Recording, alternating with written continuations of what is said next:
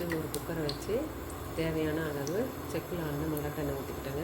Next வந்து கடுகு போட்டுக்கிட்டேன். நெக்ஸ்ட்டு வந்து பருப்பு, நெக்ஸ்ட்டு வந்து சீரகம், பெருங்காயம். ஓகேவா? நல்லா வந்து பொரிஞ்சிட்டு நல்லா பொரிஞ்சிடுச்சு. நெக்ஸ்ட்டு வந்து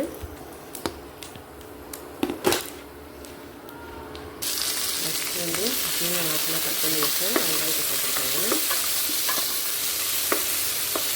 நல்லா வதக்கணும். வெங்காயம் நல்லா வதங்கிச்சு. நெக்ஸ்ட்டு வந்து கருவேப்பிலை கொஞ்சம் போட்டுக்கிட்டேன்.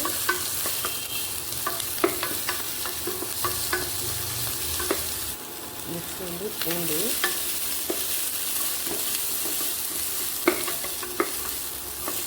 அது கூட ஒரே ஒரு வந்து பச்சை மிளகாய் போட்டுருக்கேன்.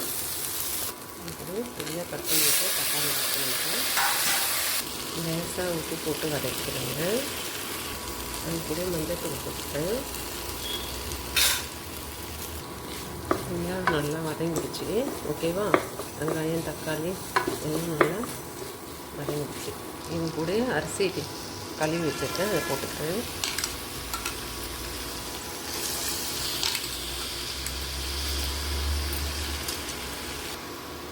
இந்த கப்பால் ஒரு கிளாஸு அரிசி, இதே கப்பால் அரை கிளாஸ் துவரம்பருப்பு. ஓகேவா? நல்லா 1 மணி நேரம் கழுவி ஊற வச்சு எடுத்துக்கிட்டதை இதிலே போட்டு நான் நல்லா மிக்ஸ் பண்ணிக்கிறேன். ஓகேவா? இப்போது இந்த அரிசிக்கு தேவையான தண்ணி 1.5 கிளாஸ் எடுத்துக்கிட்டோம். பருப்பும் அரிசியும் சேர்த்து அதே சேம் கிளாஸில் 3 கிளாஸ் தண்ணி வச்சுக்கிட்டேன். ஓகேவா?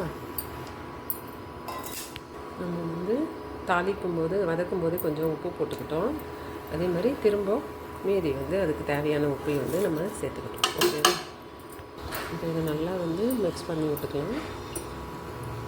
இப்போ நான் கொஞ்சம் இந்த ஸ்பூனால் வந்து அரை ஸ்பூன் வந்து நெய் சேர்த்துக்கிறேன். ஓகேவா? வாசமாக இருக்கும் அதனால். ஓகேவா?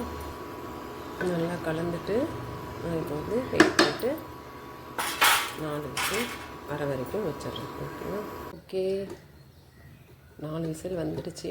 பார்க்குமா? Sambar nice super. பாருங்கள், அழகாக வந்து பலன்னு இருக்குது. ஓகேவா? சூப்பர், அழகாக வந்துடுச்சு.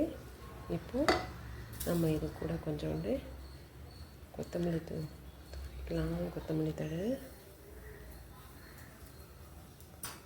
சுட சுட ரெடி. இந்த வீடியோ பிடிச்சிருந்ததுன்னா சப்ஸ்கிரைப் பண்ணுங்கள், லைக் பண்ணுங்கள். பாய். சிவன் மகள்.